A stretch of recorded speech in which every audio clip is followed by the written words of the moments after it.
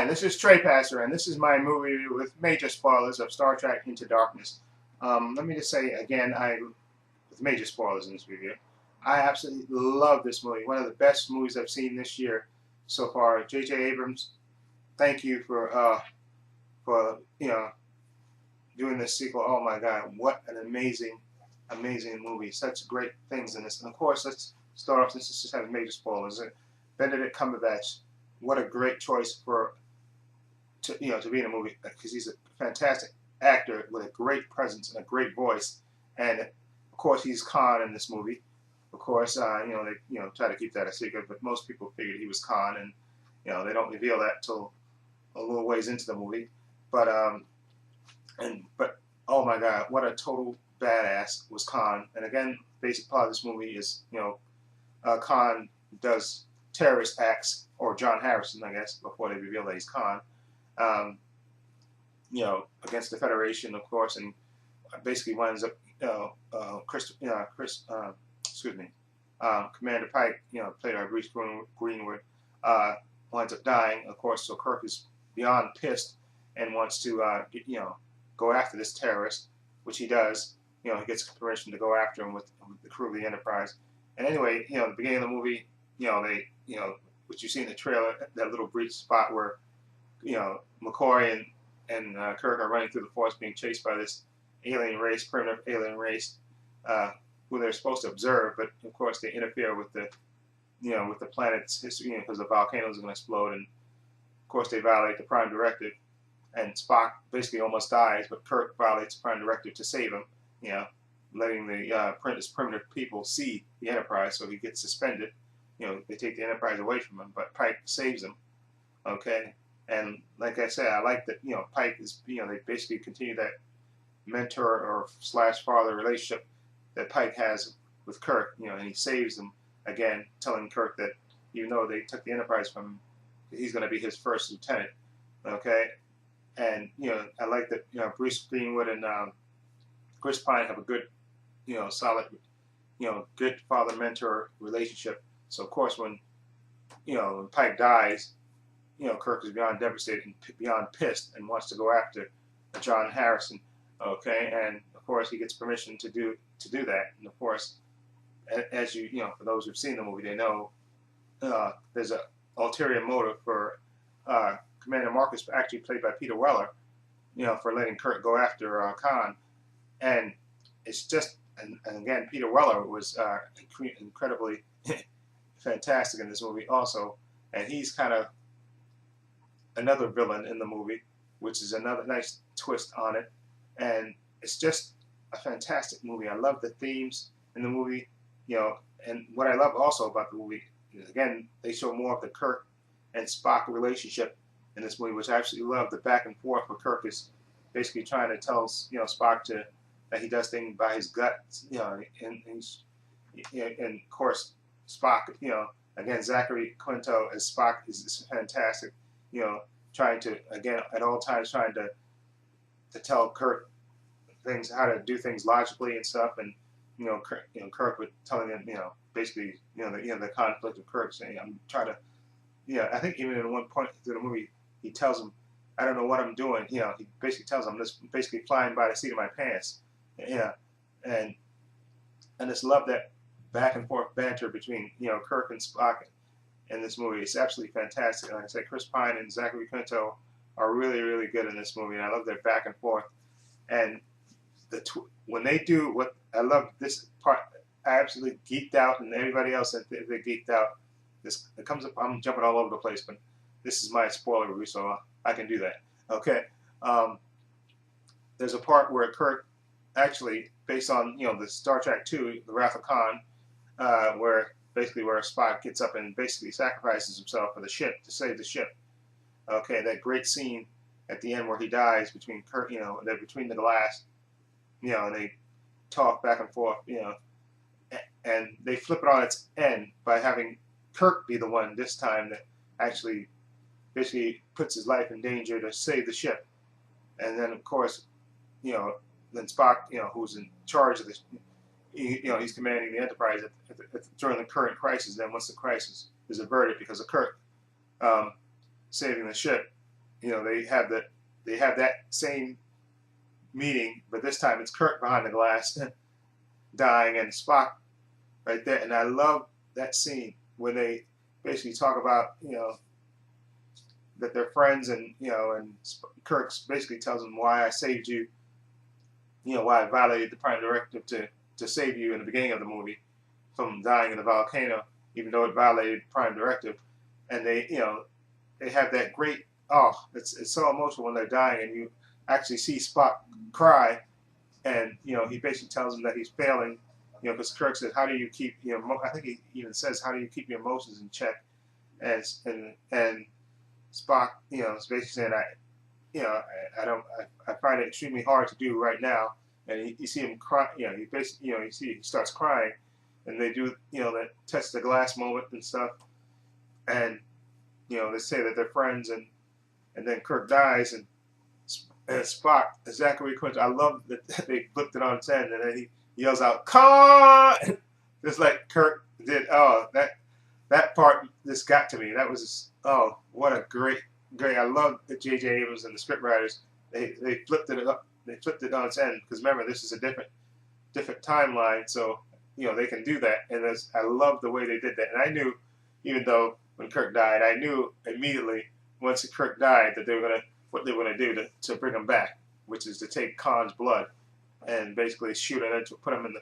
I knew they were gonna do it to bring him back, but it still was a great moment, and I absolutely love that moment. And like I said, Peter Weller as Commander Marcus, who's basically the ultimate villain in the movie. He was fantastic. I forgot how great his voice is, Peter Weller. And I was thinking, why did his voice? I remember that, and then I remember in The Dark Knight Returns, the cartoon animated movies, Part 1 and 2. Peter Weller is the voice of Batman. That's why that voice was like ringing in my head. So I knew his voice from somewhere before, but yeah, and Peter Weller, like I said, he was kind of the ultimate villain, but still Khan is a villain still, because he still killed innocent people and stuff, even though he was trying to supposedly save his people. And I love after Kirk dies, Spock goes after Khan, because Khan basically, after instead of killing Khan in the movie, Kirk is basically going to say he's going to capture Khan, of course, and then he finds out later through Khan that actually Marcus is the villain, and he actually woke Khan up and basically had him retrofit, giving him the latest technology on the ship, and of course and then ultimately, because Marcus wants to militarize the Federation, okay, because he thinks war is inevitable with the Klingons and stuff, and he wants to, and that's the reason he's woke up Khan to help him update his technology and stuff and give him more weapons. And there's a great scene where he actually they take Khan after they capture him. They decide to go back to the ship, because actually the other Enterprise comes after the Enterprise, when they find out that he didn't kill Khan. So Marcus comes after the Enterprise, and they decide to go into war, but of course they follow right after them because they have the latest technology, courtesy of Khan, and they're basically, going to get ready to blow up the Enterprise with Khan in it and all the 72 people, his people that are in those missiles that Marcus put on the Enterprise. And of course, then you find out Scotty, which Simon Pegg, who is absolutely hilarious in this movie. And I love his part in this movie. He actually walks away. I forgot to tell you this. In the beginning of the movie, he walks away. Not in the beginning of the movie, towards the middle. He walks away from the Enterprise when they get ready to put the missiles on his ship, and he doesn't want to do it. And Kirk basically relieves him of his command and puts Chekhov down there. And of course, Scotty, he goes off, and then later Kirk contacts him and gives him these coordinates that Khan gave to him, and then you find out later that's to the ship that Peter Weller, Commander Marcus, is on, that he absolutely sabotages the ship before it gets ready to blow up the Enterprise. Okay, and then Khan and Kirk, they go on to the other ship to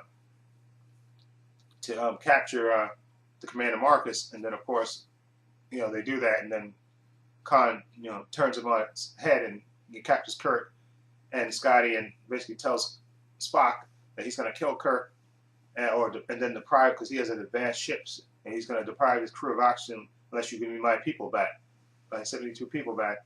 And of course, Spock, tricks him, and he gives them the people back. But then of course, they bomb, they put explosives in the 72 tubes, actually, and which basically blows up the ship. And of course, but they don't kill their people, because they're not, they take the people out of the tubes before they send the tubes over armed. Okay, and it's a great chess piece moment between Spock and Khan, and then of course the ship is blowing up and it's crashing, and then Khan basically steers the ship. He wants to steer the ship towards the Federation, but of course he doesn't quite get there.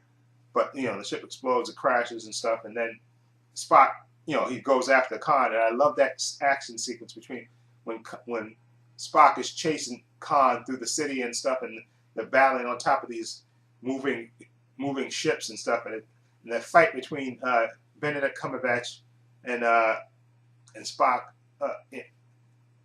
Khan and Spock is just absolutely a fantastic sequence. That's just one of my favorite sequences in that movie. That fight, and I always wanted in the old Star Trek to see Spock fight Khan anyway. So this is a great, because he's Vulcan, so of course he has extra strength. Even though Khan is a Superman, and so I love that fight they have. And Spock, Zachary Quinto was absolutely epic when he was beating the crap out of Benedict Cumberbatch. And there's a great sequence where they tell him that, listen, Spock, don't kill him, we need him. To save Kirk, and so Uhura beams down and tells him, "Listen, don't kill him, because he's basically he takes, I think, a piece of the ship, like the metal piece, and he's basically he breaks his arm. A great scene when he breaks his arm, and he's basically beating him to death with this thing. He's, because he's pissed, because Kirk, as far as he knows, at that moment, Kirk was dead because of this, and he's basically beating him to death, and Uhura basically stuns him. I think that's what happened, because Khan is winning the fight on the ship, on that floating ship, they're battling back and forth, and basically Khan is winning because of his superior strength. But, when Uhura lands on beams down, she stuns him a couple of times, and then that gives Spock a chance to get an advantage, and then that's when he takes the metal piece off the ship, and he's just beating the crap out of him with it, and he breaks his arm, and then he's basically going to beat him to death, and that's when Uhura tells him, don't kill him, we need him for Kirk. We need him alive for Kirk. And then he just gives him that final punch. And then, of course, like he figured, he saves Kirk, with the blood transfusion and stuff. And I absolutely love that moment. It's just a great. And then, of course, I forgot to tell you. There's a great scene, like I said, when Kirk and Khan and Scotty are on the ship from Commander Marcus, when they beam on the ship and they're getting ready to fight. No, and they actually storm the bridge, and of course Khan turns on Kirk and them, even though Kirk actually tells Scotty, he said, listen, when we get to the bridge, put this guy down, put Khan down. So he stuns him, but Khan, he's a Superman. He wakes up, and then he basically grabs Commander Marcus and squeezes his head. I think they don't actually show it, but you just hear the screams, and he just crushes his head. That's oof. And like I said, Benedict Cumberbatch, what a great villain. But I love that sequence where Spock and Khan are fighting on top of that moving transport. That was a thrilling sequence, and I absolutely love this movie. 9 out of 10. Definitely one of the best movies I've seen this year. That's why I had to just talk about it and just let you know I can't wait to see what J.J. Abrams does with Star Wars. And I can't wait for the next Star Trek now. Oh my God, what a great intense movie. I'm tired. I gotta go to bed. Okay. So anyway, let me know what you think. Feel free to leave comments down below. And this is Trey Patrick saying so long and take care.